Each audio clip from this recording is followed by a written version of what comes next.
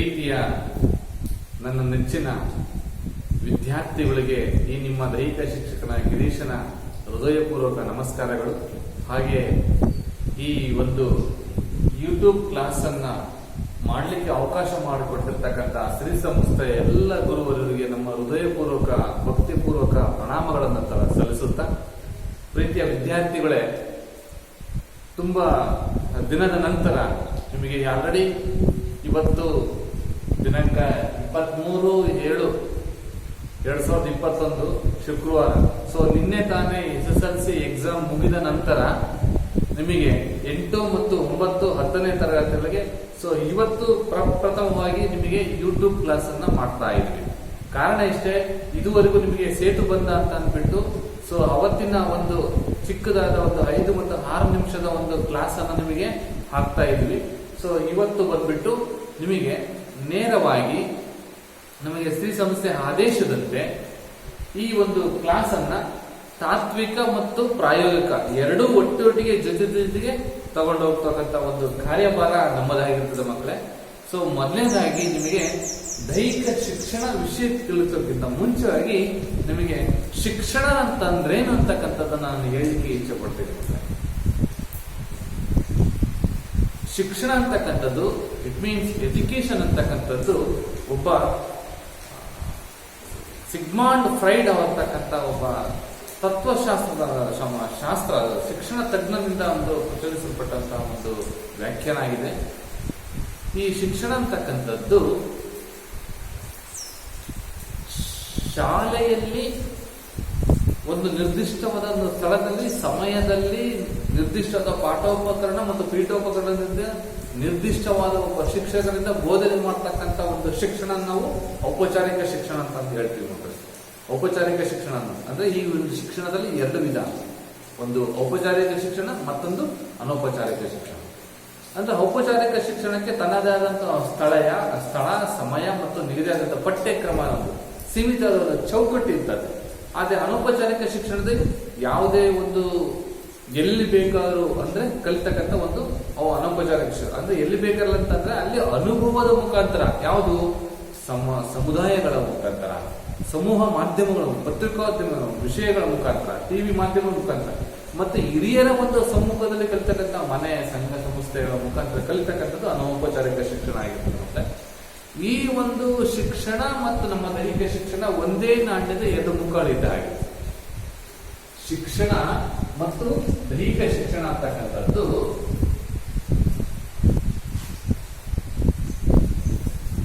ಒಂದೇ ನಾಣ್ಯದ 2 ಮುಖಗಳಿದ್ದ ಹಾಗೆ.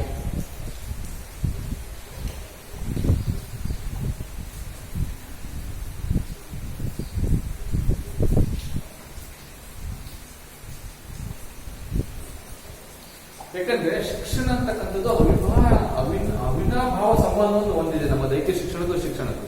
ಹೇಗಪ್ಪ ಅಂತಂದ್ರೆ, ಈಗ ಶಿಕ್ಷಣ ನಾವು ಓನ್ಲಿ ನಮ್ಮ ಜ್ಞಾನಾರ್ಜನೆಗಾಗಿ ನಾವು ಪಡಿತಕ್ಕಂಥದ್ದು ಒಂದು ಶಿಕ್ಷಣ ಆಗಿದ್ರೆ, ನಮ್ಮ ದೈಹಿಕ ಶಿಕ್ಷಣ ಜ್ಞಾನ ಸಂಪಾದನೆ ಜೊತೆಗೆ ದೈಹಿಕವಾದ ಸಂಪಾದನೆಯ ಸಮೇತ, ಅಂದ್ರೆ ಶಾರೀರಿಕವಾಗಿ, ಮಾನಸಿಕವಾಗಿ, ದೈಹಿಕವಾಗಿ ಎಲ್ಲ ಅಂಗಾಂಗಗಳನ್ನ ಸದೃಢರಾಗಿ ಪ್ರಜೆಗಳಾಗಿ ಮಾಡ್ತಕ್ಕಂಥದ್ದು ಒಂದು ದೈಹಿಕ ಶಿಕ್ಷಣ ಅಂತ ಈ ಸಂದರ್ಭದಲ್ಲಿ ಹೇಳ್ಬೋದು. ಹೇಗೆ ಅಂತ ಹೇಳ್ತೀರಾ, ಶಾರೀರಿಕವಾಗಿ ನಮ್ಮ ಯೋಗ ಇಂದ ಹಿಡಿದು ಇಡೀ ಪ್ರಪಂಚಕ್ಕೆ ನಮ್ಮ ಭಾರತ ದೇಶ ಅಂತಕ್ಕಂಥದ್ದು ಯೋಗವನ್ನ ಕಲಿಸಿಕೊಟ್ಟಂತಹ ದೇಶ ಅಂತಂದು ಹೇಳಿದ್ರೆ ತಪ್ಪಾಗಲಾರದು. ಯಾಕೆಂತಂದ್ರೆ ಕಳೆದ ಒಂದು ತಿಂಗಳಲ್ಲಿ ಜೂನ್ 21 ಅಂತಾರಾಷ್ಟ್ರೀಯ ಯೋಗ ದಿನಾಚರಣೆಯಾಗಿ ಆಚರಣೆ ಮಾಡಿದ್ವಿ ಮಕ್ಕಳೇ. ನಿಮಗೆಲ್ಲರೂ ಸಮೇತ ಜೂಮ್ ಮೀಟಿಂಗ್ ಅಲ್ಲಿ ಯೋಗ ಯಾವ ರೀತಿ ಮಾಡ್ಬೇಕಂತ ಪ್ರತಿದಿನ ಬೆಳಿಗ್ಗೆ 6 ರಿಂದ 7 ಗಂಟೆವರೆಗೂ ನನ್ನೊಟ್ಟಿಗೆ ಕ್ಲಾಸ್ ಅಲ್ಲಿ ಇದ್ರಿ. ತುಂಬಾ ಖುಷಿಯಾಗುತ್ತೆ. ಆ ಒಂದು ಇಂಥ ಕರೋನಾ ಟೈಮಲ್ಲೂ ಸಮೇತ ನೀವು ಯೋಗವನ್ನ ನಿರಂತರತೆಯಿಂದ ಅವಲಂಬಿಸಿಕೊಂಡು ಬಂದಿದ್ದೀರಲ್ಲ ನಿಮ್ಮ ಆರೋಗ್ಯ ಕಾಪಾಡಿಕೊಳ್ಳಕ್ಕೆ. ಯೋಗ ಒಂದೇ ಅಲ್ಲ ಮಕ್ಕಳೇ, ಜೀವನದಲ್ಲಿ ಶಿಸ್ತು ಅಂತಕ್ಕಂಥದ್ದು ಬಹಳ ಮುಖ್ಯ ಆಗಿರುತ್ತದೆ ಈ ಒಂದು ಸಂದರ್ಭದಲ್ಲಿ. ಯಾಕಂದ್ರೆ ಸಮಯದ ಒಂದು ಪಾಲನೆ, ಯಾಕಂದ್ರೆ ನಿನ್ನೆ ಎಕ್ಸಾಮ್ ಅಲ್ಲಿ ಎಷ್ಟೋ ವಿದ್ಯಾರ್ಥಿಗಳು ಆ ಒಂದು ಸಮಯ ಪ್ರಜ್ಞೆಯಿಂದ ಯಾವ ಪೇಪರ್ ಅನ್ನ ಎಷ್ಟು ಬೇಗ ಮುಗಿಸ್ಬೇಕು 1 ಗಂಟೆ ಅವಧಿಯಲ್ಲಿ ಬಹಳ ಅಚ್ಚುಕಟ್ಟಾಗಿ SSLC ಎಕ್ಸಾಮ್ ಅನ್ನ ಅವರು ಸಮಯವನ್ನ ಪಾಲನೆ ಮಾಡಿಕೊಂಡು ಮುಕ್ತಾಯ ಮಾಡಿದ್ರು. ಹಾಗೆ ನೀವು ಸಮೇತ ಬರ್ತಕ್ಕಂತಹ ಸಂದರ್ಭದಲ್ಲಿ ಯಾವುದೇ ಒಂದು ಪರೀಕ್ಷೆಗಳನ್ನ ಫೇಸ್ ಮಾಡ್ತಕ್ಕಂಥ ಸಂದರ್ಭದಲ್ಲಿ ಸಮಯಕ್ಕೆ ಬಹಳ ಆದ್ಯತೆಯನ್ನು ಕೊಡಿ.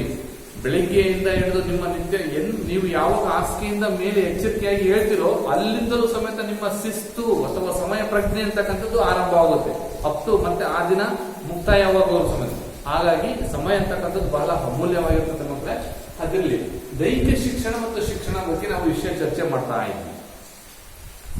ಓಕೆ, ಶಿಕ್ಷಣ ನಮ್ಮ ನಾಲೆಡ್ಜ್ ಅನ್ನು ಇಂಪ್ರೂವ್ ಮಾಡಿದ್ರೆ ದೈಹಿಕ ಶಿಕ್ಷಣ ಸಾಮಾಜಿಕವಾಗಿ, ರಾಜಕೀಯವಾಗಿ, ಆರ್ಥಿಕವಾಗಿ, ದೈಹಿಕವಾಗಿ ಪ್ರಜೆಗಳನ್ನಾಗಿ ಮಾಡ್ತಕ್ಕಂಥದ್ದು ನಮ್ಮ ದೈಹಿಕ ಶಿಕ್ಷಣ ಆಗಿದೆ. ಪ್ರತಿಯೊಂದು ಈಗ ಇವತ್ತು ತಾನೇ ಓಪನ್ ಆಗ್ತಾ ಇದೆ, ಆರಂಭ ಆಗ್ತಾ ಇದೆ ಪ್ರಪಂಚದ ಮಹಾಯುದ್ಧ ಆದಂತಹ ಒಲಿಂಪಿಕ್ಸ್ ಕ್ರೀಡಾಕೂಟ.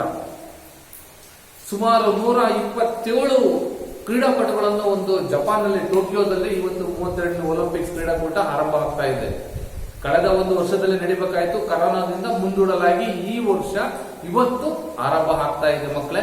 ನೀವು ಬಹಳ ಹೆಚ್ಚಿನ ಸಂಖ್ಯೆಯಲ್ಲಿ ಟಿವಿ ಮಾಧ್ಯಮ, ಪತ್ರಿಕೋದ್ಯಮದಲ್ಲಿ ಮತ್ತು ಆಕಾಶವಾಣಿಯಲ್ಲೂ ಸಮೇತ ಕೇಳಬಹುದು. ಯಾವ್ದಾವ ದಿನ ಏನೇನು ಯಾವ ಇವೆಂಟ್ ಅಲ್ಲಿ ಯಾವ ಸ್ಪರ್ಧೆಗಳಲ್ಲಿ ಭಾಗವಹಿಸಿ ಪದಕವನ್ನು ಪಟ್ಟಿಯಲ್ಲಿ ಗೆದ್ರು ಅಂತಕ್ಕಂಥದ್ದು ನೀವು ಎಲ್ಲ ಮಾಧ್ಯಮದಲ್ಲೂ ಸಮೇತ ಇವತ್ತು ಅಂಗೈಯಲ್ಲೇ ನೀವು ನೋಡಬಹುದು ಮಕ್ಕಳೇ. ಅಂತಹ ಒಂದು ದೈಹಿಕ ಶಿಕ್ಷಣ ನಮ್ಮ ಪ್ರಪಂಚದ ಪ್ರತಿಯೊಬ್ಬ ಮಗುವಿನಿಂದ ಹಿಡಿದು ಇಡೀ ಸ್ಪರ್ಧೆಯಲ್ಲಿ ಯಾವುದೇ ಒಂದು ಕ್ಷೇತ್ರದಲ್ಲಿ ಆಗಲಿ, ಮೇಲಾಟ ಆಗಿರ್ಬೋದು, ಗುಂಪು ಆಟ ಆಗಿರ್ಬೋದು. ಸೊ ಅಲ್ಲಿಗೆ ಬರ್ತೀನಿ ಮಕ್ಕಳೇ ಈ ವಿಚಾರಕ್ಕೆ. ಸೊ ಹೀಗೆ ಪ್ರಪಂಚದಾದ್ಯಂತ ದೈಹಿಕವಾಗಿ, ಮಾನಸಿಕವಾಗಿ ಸತ್ಪ್ರಜೆಗಳನ್ನಾಗಿ ತೋರ್ಪಡಿಸ್ತಕ್ಕಂಥದ್ದು ಈ ನಮ್ಮ ದೈಹಿಕ ಶಿಕ್ಷಣ. ಸೊ ಈ ಒಂದು ದೈಹಿಕ ಶಿಕ್ಷಣದಲ್ಲಿ ನಾವು ಹೇಳೋದಾದ್ರೆ ಕ್ರೀಡೆಗಳು ಅಂತಕ್ಕಂಥದ್ದು ನಾವು ಮಾತಾಡೋದಾದ್ರೆ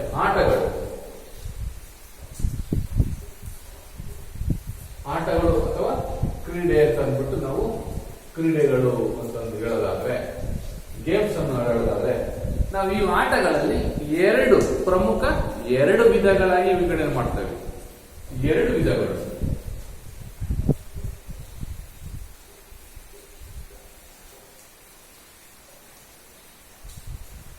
ಒಂದು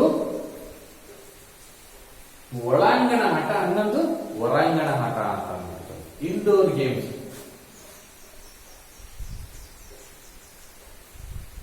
outdoor games. Indoor games means ಒಳಾಂಗಣ ಆಟಗಳು.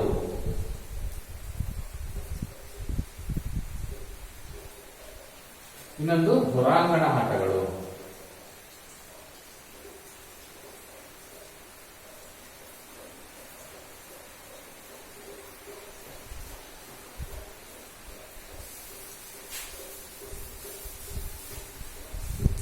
ಓಕೆ ಮಕ್ಕಳೇ, ನಿಮಗೆ ಗೊತ್ತಿರೋ ಹಾಗೆ ಒಳಾಂಗಣ ಆಟಗಳು ಮತ್ತು ಹೊರಾಂಗಣ ಆಟಗಳು ಅಂತ ಅಂದ್ಬಿಟ್ಟು ಆಟಗಳಲ್ಲಿ 2 ವಿಧಗಳು.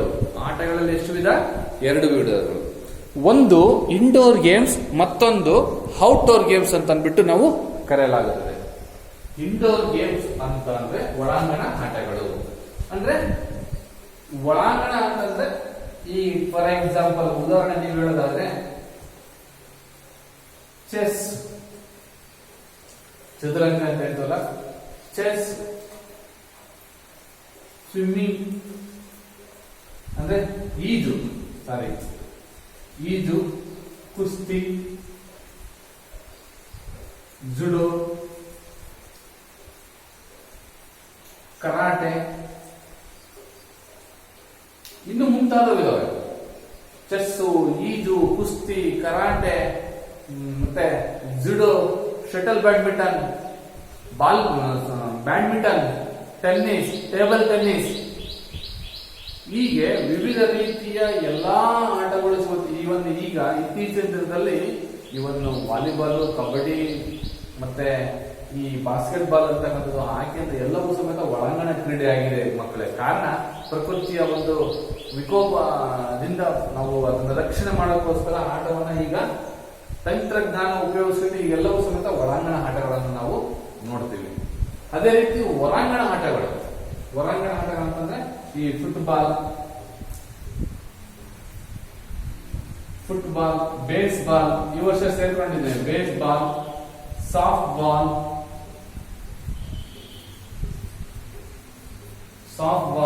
ಹಾಕಿ, ಹಾಕಿ, ಕ್ರಿಕೆಟ್ ಎಲ್ಲವೂ ಸಮೇತ, ಇವನ್ ನಾವು ಸಮೇತ ಹೊರಾಂಗಣ ಆಡ್ತಕ್ಕಂಥ ಈ ವಾಲಿಬಾಲ್, ಖೋ ಖೋ, ಕಬಡ್ಡಿ, ಫುಟ್ಬಾಲ್ ಅವೆಲ್ಲವೂ ಸಮೇತ ಹೊರಾಂಗಣ ಆಟಕ್ಕೆ ಸೇರ್ತೀವಿ. ಅಲ್ಲಿ ಸಮೇತ ಈಗ ಗೇಮ್ ಇಂಪ್ರೂವ್ ಆದಂತಲ್ಲ, ಸೊ ವಾಲಿಬಾಲ್ ಸಮೇತ ಒಳಾಂಗಣ ಬರ್ತದೆ, ಹೊರಾಂಗಣವನ್ನು ಸಮೇತ ಆಟವನ್ನು ಆಡಲಾಗುತ್ತೆ. ಹೀಗೆ ಆಟಗಳನ್ನ ನಾವು ಎರಡು ವಿಧಗಳಾಗಿ ವಿಂಗಡಿಸ್ತೀವಿ, ಒಂದು ಒಳಾಂಗಣ ಆಟಗಳು ಮತ್ತು ಹೊರಾಂಗಣ ಆಟಗಳು ಅಂತ. ಯಾಕಂದ್ರೆ ಇವೆಲ್ಲಕ್ಕೂ ಸಮೇತ ತನ್ನದೇ ಆದ ಒಂದು ಇತಿಹಾಸ ಇದೆ ಮಕ್ಕಳೇ. ಅದು ಮುಂದಿನ ಒಂದು ತರಗತಿಯಲ್ಲಿ ನೀವು ಒಂದೊಂದೇ ಆಟಗಳ ಬಗ್ಗೆ ಇತಿಹಾಸ, ಅದರ ಅಂಕಣದ ಒಂದು ರಚನೆ ಹಾಗೂ ಆಟಗಾರರ ಒಂದು ಸಂಖ್ಯೆ ಹಾಗೂ ಆ ಒಂದು ಆಟದ ನಿಯಮಗಳನ್ನ ಮತ್ತು ರೂಲ್ಸ್ ಅನ್ನ ಮತ್ತೆ ತೀರ್ಪುಗಾರಿಕೆಯನ್ನ, ಸ್ಕೋರ್ ಶೀಟ್ ಅನ್ನ ಒಂದೊಂದೇ ಆಟದಲ್ಲಿ ಮುಂದುವರಿತಾ ಹೇಳ್ಕೊಂತ ಹೋಗೋಣ. ಸೊ ಹೀಗೆ ಈ ಒಂದು ಸೆಷನ್ ನಲ್ಲಿ ಬಹಳ ಚಿಕ್ಕದಾಗಿ ಚೊಕ್ಕಾಗಿ ಹೇಳ್ಬೇಕಂತಂದ್ರೆ, ಕ್ರೀಡೆಗಳು ಅಂತಕ್ಕಂಥದ್ದು, ಆಟಗಳು ಅಂತಕ್ಕಂಥದ್ದು ನಮ್ಮ ದೈಹಿಕ ಶಿಕ್ಷಣದಲ್ಲಿ ಬರ್ತಕ್ಕಂಥ ಎರಡು ಪ್ರಮುಖ ವಿಧಗಳು ಅಂತ ಹೇಳ್ತೀವಿ. ಒಂದು ಒಳಾಂಗಣ ಇಂಡೋರ್ ಗೇಮ್ಸ್ ಮತ್ತು ಹೊರಾಂಗಣ ಔಟ್ಡೋರ್ ಗೇಮ್ಸ್ ಅಂತ ಕರಿತೀವಿ. ಇದು ಇಷ್ಟು ಅರ್ಥ ಆಯ್ತಲ್ಲ ಅನ್ಕೊಂಡಿದ್ದೀನಿ ಮಕ್ಕಳು. ಸೊ ಹಾಗೆ ಮುಂದುವರೆದು ನಾವು ಹೇಳೋದಾದ್ರೆ,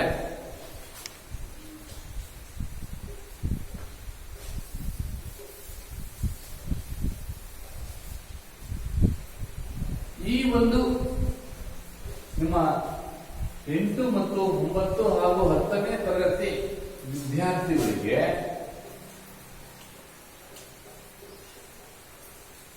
ಈ ಒಂದು ದೈಹಿಕ ಶಿಕ್ಷಣದ ಒಂದು ಪಠ್ಯಕ್ರಮ ಯಾವ ರೀತಿ ಇರ್ತದಪ್ಪ ಅಂತಂದ್ರೆ, ಮೊದಲನೇದಾಗಿ ನಾನು ನಿಮಗೆ ಹೇಳ್ಬೇಕಂತಂದ್ರೆ, 8ನೇ ತರಗತಿಯ ವಿದ್ಯಾರ್ಥಿಗಳಿಗೆ ಈ ಒಂದು ಪ್ರಥಮ ಅಧ್ಯಾಯ ಆಗಿರೋದ್ರಿಂದ ನಿಮ್ಗೆ ಸ್ವಲ್ಪ ಎಕ್ಸಾಮ್ ಪಠ್ಯಕ್ರಮನ ಹೇಳ್ಬೇಕಾಗುತ್ತೆ ಮಕ್ಕಳು. ಯಾಕಂದ್ರೆ ಮಾತ್ರ ಅದಲ್ಲೇ ಏನಪ್ಪಾ ಕ್ಲಾಸ್ ಈ ರೀತಿ ಅಂತಂದ್ರೆ ತಿಳ್ಕೊಂಡ್ಬಿಟ್ಟು ಮುಂಚೆ 8ನೇ ತರಗತಿ ವಿದ್ಯಾರ್ಥಿಗಳಿಗೆ ಮೊದಲನೇದಾಗಿ ನಿಮಗೆ ಅರ್ಧವಾರ್ಷಿಕ ಪರೀಕ್ಷೆ ಅಂತ ಮಾಡ್ತೀವಿ, ನಂತರ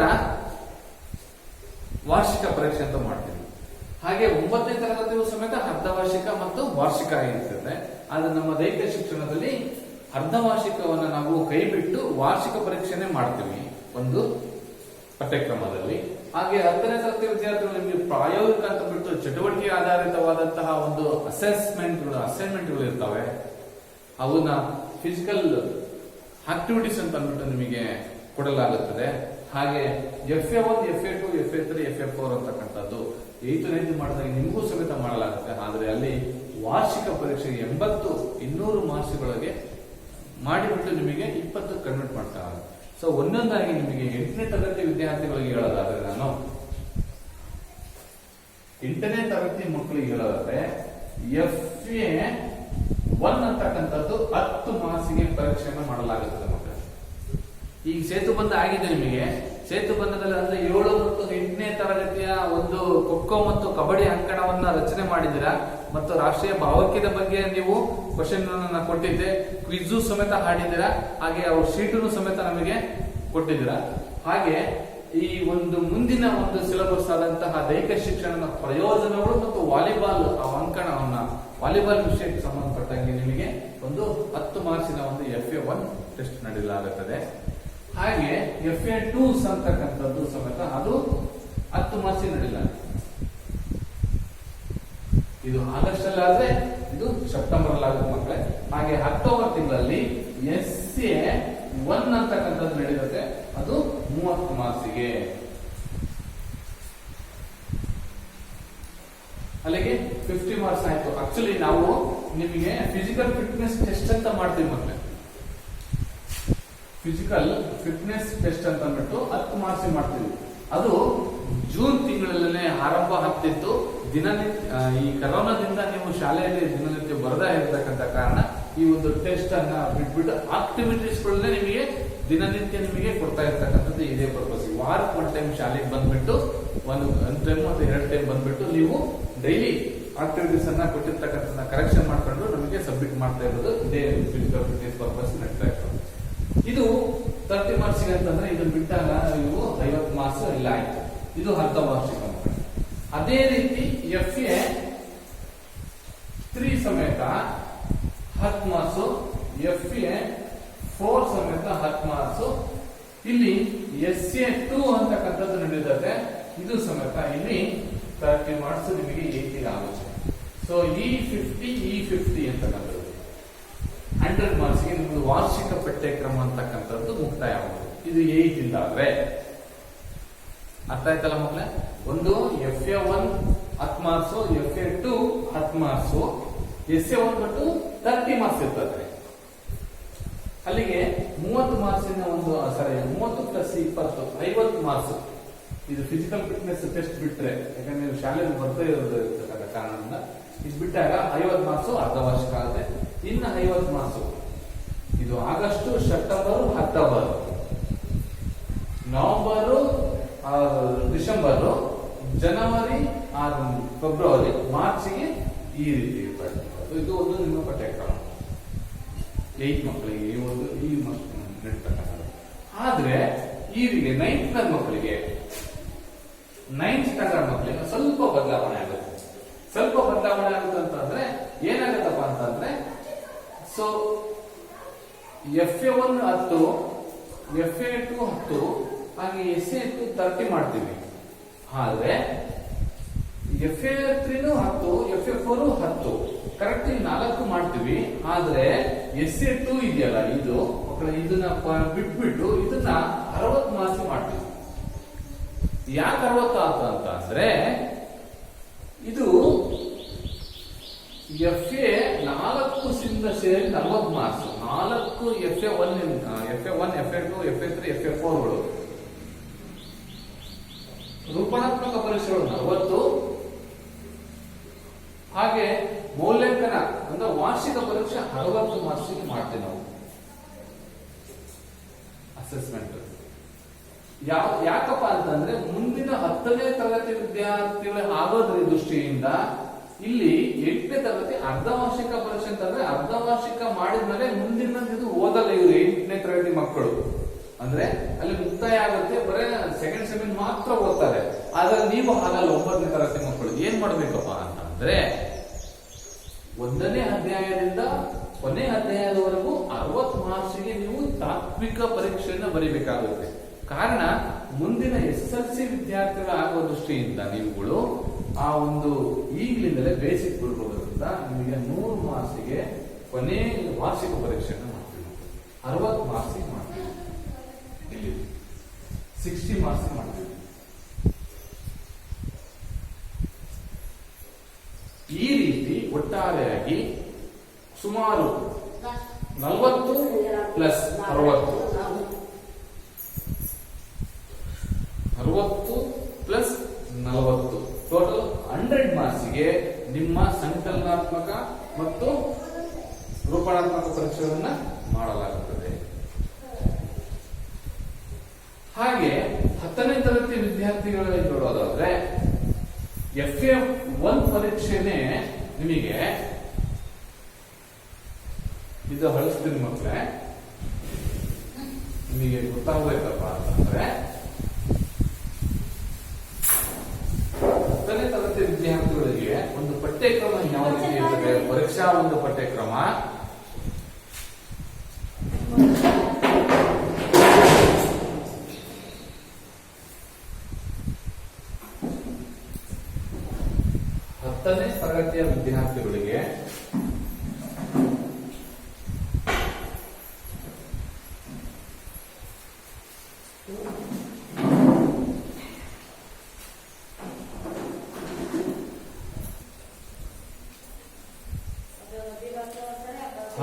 ತರಗತಿಯ ವಿದ್ಯಾರ್ಥಿಗಳಿಗೆ ಈ ಒಂದು ಪಠ್ಯಕ್ರಮ ಸ್ವಲ್ಪ ಬದಲಾವಣೆ ಆಗುತ್ತೆ. ಪರೀಕ್ಷಾ ಕ್ರಮ ಸ್ವಲ್ಪ ಬದಲಾವಣೆ ಅಂತಂದ್ರೆ ಪೂರ್ತಿ ಬದಲಾವಣೆ.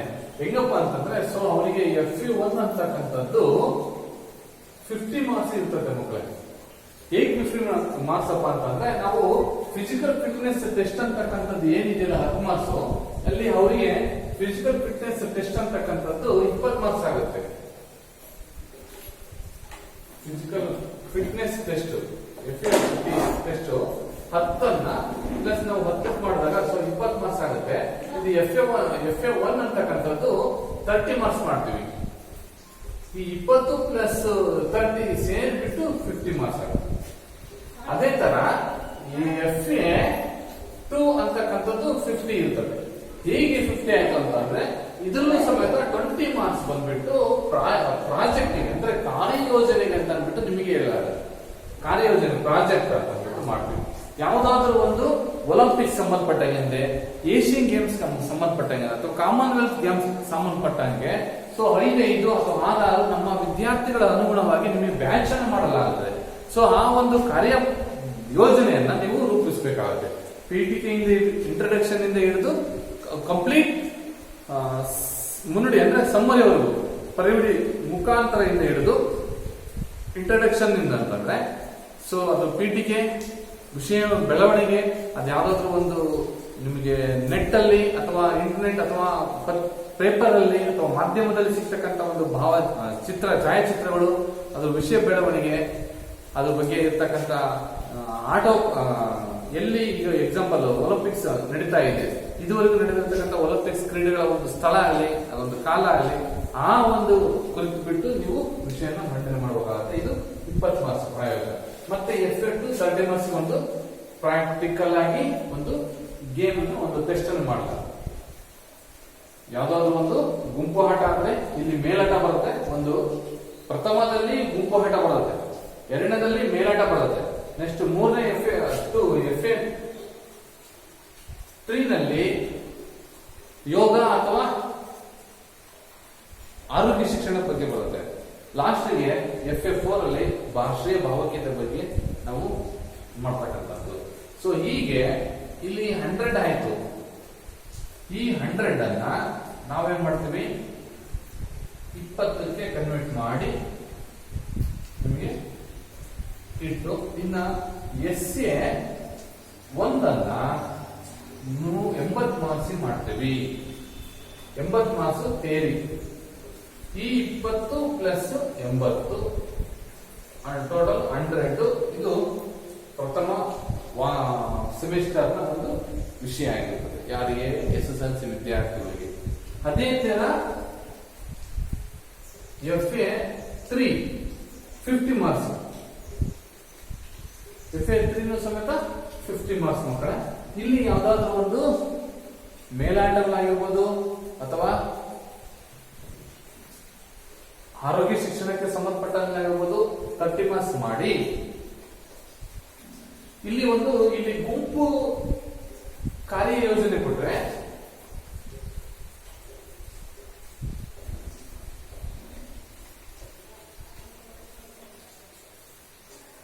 ಇಲ್ಲಿ ವೈಯಕ್ತಿಕ ಕಾರ್ಯಯೋಜನೆ ಪ್ರತಿಯೊಬ್ಬರೂ ಸಮೇತ ಇಂಡಿವಿಜುವಲ್ ಆಗಿ ವೈಯಕ್ತಿಕ ಕಾರ್ಯಯೋಜನೆ ಪ್ರಾಜೆಕ್ಟ್ ಮಾಡಬೇಕಾಗುತ್ತೆ. ಇದರಲ್ಲಿ ಈ ಒಂದು 20 ಮಾರ್ಕ್ಸ್ ಅಲ್ಲಿ ಇದು ಸಿಗುತ್ತೆ. 20 FA 3 30 ಟೋಟಲ್ ಇವೆರಡು ಸೇರಿ 50. ಅದೇ ರೀತಿ FA 4 ಅಲ್ಲೂ ಸಮೇತ 50. FA 4 ಅಲ್ಲೂ ಸಮೇತ 50. ಹೆಂಗ್ 50 ಆಯ್ತಪ್ಪ ಅಂತಂದ್ರೆ ಇಲ್ಲೇನಾಗುತ್ತೆ, ಯೋಗ ಅಂತಕ್ಕಂಥದ್ದು ಒಂದು 30 ಮಾರ್ಕ್ಸ್ಗೆ ಪ್ರಾಯೋಗಿಕವಾಗಿ ನೀವು ಆಸನಗಳನ್ನ ನೀವು ತೋರಿಸಬೇಕಾಗುತ್ತೆ. ಅಂದ್ರೆ ವೈಯಕ್ತಿಕವಾಗಿ ನಾವು ಒಬ್ಬೊಬ್ಬರಿಗೆ ನಿಮಗೆ ಆಸನಗಳನ್ನ, ಕುಳಿತುಕೊಳ್ತಕ್ಕಂಥ ಆಸನಗಳಲ್ಲಿ 3 ಆಸನ, ಹಾಗೆ ನಿಂತು ಮಾಡ್ತಕ್ಕಂಥ ಆಸನದಲ್ಲಿ 3 ಆಸನ, ಹಾಗೂ ಬೆನ್ನಿನ ಮೇಲೆ ಮಾಡ್ತಕ್ಕಂಥ ಆಸನ ಮತ್ತು ಪ್ರಾಣಾಯಾಮಕ್ಕೆ ಸಂಬಂಧಪಟ್ಟಂಗೆ, ಹಾಗೂ ನೀವು ಕುಳಿತಕ್ಕಂಥ ಒಂದು ನಿಮ್ಮ ಹಾವ ಭಾವ ಮತ್ತು ವಸ್ತುಸ್ಥಿತಿ ಮತ್ತು ವಾಸ್ತವ ಸ್ಥಿತಿಯಲ್ಲಿ ಯಾವ ರೀತಿ ಪೊಸಿಷನ್ ಬರ್ತಿರಂತ ಎಲ್ಲವೂ ಸೇರಿ ನಿಮಗೆ 30 ಮಾರ್ಕ್ಸ್ಗೆ ಯೋಗ ಟೆಸ್ಟ್ ಮಾಡ್ತೀವಿ. ಕೊನೆಯದಾಗಿ ಫಿಸಿಕಲ್ ಫಿಟ್ನೆಸ್ ಟೆಸ್ಟ್ ಅಂತ ಅಂದ್ಬಿಟ್ಟು FA 50 ಎರಡನೇ ಟೆಸ್ಟ್ 20 ಮಾರ್ಕ್ಸ್ ಮಾಡ್ತೀವಿ. ಅವೆರಡು ಸೇರಿ 50 ಆಗುತ್ತೆ. ಈ FA 4 ಅಂತಕ್ಕಂಥದ್ದು 50. ಈ 50 ಟೋಟಲ್ ಎಷ್ಟಾಯ್ತು, 100 ಆಯ್ತು,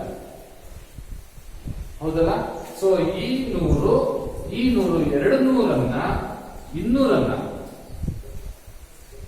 200 ಮಾರ್ಕ್ಸ್ ಅನ್ನ ನಾವು ಬರೀ 20ಕ್ಕೆ ಪರ್ಸೆಂಟೇಜ್ ಅನ್ನ ಕನ್ಸಿಡರ್ ಮಾಡಿ 200 ಮಾರ್ಕ್ಸ್ ಅನ್ನ ನಾವು ಬೋರ್ಡಿಗೆ ಕಳಿಸಬೇಕಾಗುತ್ತೆ. ಅದೇ ನಿಮಗೆ A ಅಥವಾ B ಅಥವಾ C ಗ್ರೇಡ್ ಅನ್ನ ನಮೂದೆ ಮಾಡ್ತಕ್ಕಂಥ ಮಾರ್ಕ್ಸ್ ಕಾರ್ಡ್ ಅಲ್ಲಿ ಇದೇ 20 ಮಾರ್ಕ್ಸ್ ಆಗಿರ್ತದೆ ವಿದ್ಯಾರ್ಥಿಗಳೇ. ಆ ಒಂದು ದೃಷ್ಟಿಯಿಂದ ನಾನು ಯಾಕೆ ನಿಮಗೆ ಒಂದು ಮೊದಲನೇದಾಗಿ ಪಠ್ಯಕ್ರಮ ಮೊದಲು ನೀವು ಅರ್ಥ ಮಾಡಿಕೊಂಡ್ರೆ ಮುಂದಿನ ಒಂದು ಓದ್ಲಿಕ್ಕೆ ಅನುಕೂಲ ಆಗ್ತಕ್ಕಂಥದ್ದು ವಿಷಯ. ಆ ಒಂದು ದೃಷ್ಟಿಯಿಂದ ನಾನು ಹೇಳಿದೆ 8ನೇ ತರಗತಿ ವಿದ್ಯಾರ್ಥಿಗಳಿಗೆ ಅರ್ಧವಾರ್ಷಿಕ ಪರೀಕ್ಷೆ ಅಂತಕ್ಕಂಥದ್ದು 2 ಫಸ್ಟ್ ಸೆಮಿಸ್ಟರ್ ಮತ್ತು ಸೆಕೆಂಡ್ ಸೆಮಿಸ್ಟರ್ ಇರ್ತದೆ. ಆದ್ರೆ 8ನೇ ತರಗತಿಯಲ್ಲಿ ವಿದ್ಯಾರ್ಥಿಗಳು ಏನ್ ಮಾಡ್ತಾರೆ, ಫಸ್ಟ್ ಸೆಮಿಸ್ಟರ್ ಓದಿದ್ದನ್ನ ಮತ್ತೆ ಓದಲ್ಲ, ಅವ್ರು ಸೆಕೆಂಡ್ ಸೆಮಿಸ್ಟರ್ ಓದ್ಬಿಡ್ತಾರೆ. ಆದ್ರೆ 9ನೇ ತರಗತಿ ವಿದ್ಯಾರ್ಥಿಗಳು ಏನ್ ಮಾಡ್ತಾರೆ, ಫಸ್ಟ್ ಸೆಮಿಸ್ಟ್ರಿ ಓದಿ FA1 FA2 ಮಾತ್ರ ಪರಿಗಣಿಸ್ತಾರೆ, SA1 ಕೈ ಬಿಡಲಾಗುತ್ತೆ. SA1 ಕೈ ಬಿಡ್ತಾರೆ 9ನೇ. ಆದ್ರೆ FA3 FA4 ಪರಿಗಣಿಸ್ತಾರೆ, ಲಾಸ್ಟ್ SA2 ಮಾತ್ರ ಇವರು 60 ಮಾರ್ಕ್ಸ್ ಮಾಡ್ತಾರೆ. 9ನೇ ತರಗತಿ ವಿದ್ಯಾರ್ಥಿಗಳು ಒಟ್ಟು 60 ಮಾರ್ಕ್ಸ್ ಆಗುತ್ತೆ ಅವ್ರದ್ದು, ಇವೆಲ್ಲ ಓದ್ತಾರೆ 9ನೇ. ಆದ್ರೆ 10ನೇ ತರಗತಿ ವಿದ್ಯಾರ್ಥಿಗಳದ್ದು ಈ ರೀತಿ ಇದೆ. ಮೊದಲನೇದಾಗಿ physical fitness test 20 marks, FA ಯಾವ್ದಾದ್ರು ಒಂದು ಗುಂಪು ಆಟ 30 ಮಾರ್ಕ್ಸ್, ಒಟ್ಟು ಟೋಟಲ್ ಸೇರಿ FA 50 ಮಾರ್ಕ್ಸ್. ಹಾಗೆ FA2 ಸಮೇತ 50 ಮಾರ್ಕ್ಸ್. ಹೆಂಗೆ, ಒಂದು ಗುಂಪು ಕಾರ್ಯಯೋಜನೆ 20 ಮಾರ್ಕ್ಸ್, ಆನಂತರ ಒಂದು ಮೇಲಾಟದ ಒಂದು 30 ಮಾರ್ಕ್ಸ್ ಇರ್ತದೆ. ಅದೇ ರೀತಿ ವೈಯಕ್ತಿಕ ಕಾರ್ಯಯೋಜನೆ 20 ಮಾರ್ಕ್ಸ್ ಬರ್ತದೆ. ಮತ್ತೆ ಆರೋಗ್ಯ ಶಿಕ್ಷಣಕ್ಕೆ ಸಂಬಂಧಪಟ್ಟಂತ ಒಂದು FA3 30 ಮಾರ್ಕ್ಸ್ ಇರ್ತದೆ. ಎರಡು ಸೇರಿ FA3 50.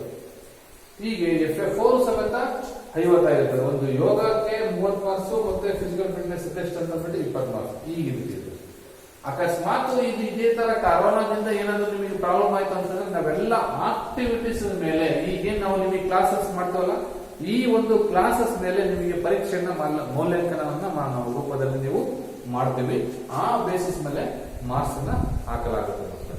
ಸೊ ಇಷ್ಟು ಈ ಪ್ರಥಮ ದಿನದ ಪಠ್ಯಕ್ರಮ ಅಂತಕ್ಕಂಥದ್ದು ದೈಹಿಕ ಶಿಕ್ಷಣ ಪಠ್ಯಕ್ರಮ ಈ ರೀತಿ ಇರ್ತದೆ. ಒಂದು ಗುಂಪು ಆಟ, ಒಂದು ಮೇಲಾಟ, ಸೊ ಇದರಲ್ಲಿ ಒಳಾಂಗಣ ಮತ್ತು ಹೊರಾಂಗಣ ಆಟಗಳು.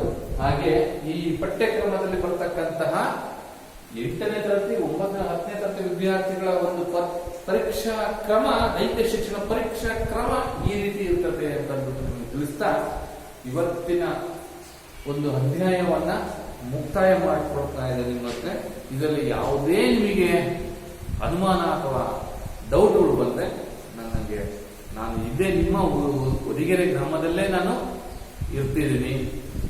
ಎನಿ ಟೈಮು ನೀವು ಯಾವ ಬೇಕಾದ್ರೂ ಬಂದು ನನಗೆ ಕೇಳ್ಬೋದು, ಯಾವ ಕ್ವಶನ್ ಬೇಕಾದ್ರೂ ಕೇಳ್ಬೋದು, ಯಾವ ಆನ್ಸರ್ ಬೇಕಾದ್ರೂ ಫೋನ್ ದೂರವಾಣಿ ಮುಖಾಂತರ ಕೇಳಿಬಿಟ್ಟು ನಿಮ್ಮ ಒಂದು ಸಮಸ್ಯೆ ಅಥವಾ ಒಂದು ಪ್ರಶ್ನೆಯನ್ನ ನೀವು ಸರಿದೂಗಿಸಬಹುದು. ಹೇಳ್ತಾ ಇವತ್ತಿನ ಅಧ್ಯಾಯವನ್ನ ಮುಕ್ತಾಯ ಮಾಡಿಕೊಳ್ತಿದ್ದೀನಿ. ಜೈ ಹಿಂದ್, ಜೈ ಭಾರತ್ ಮಾತೆ. ಧನ್ಯವಾದಗಳು.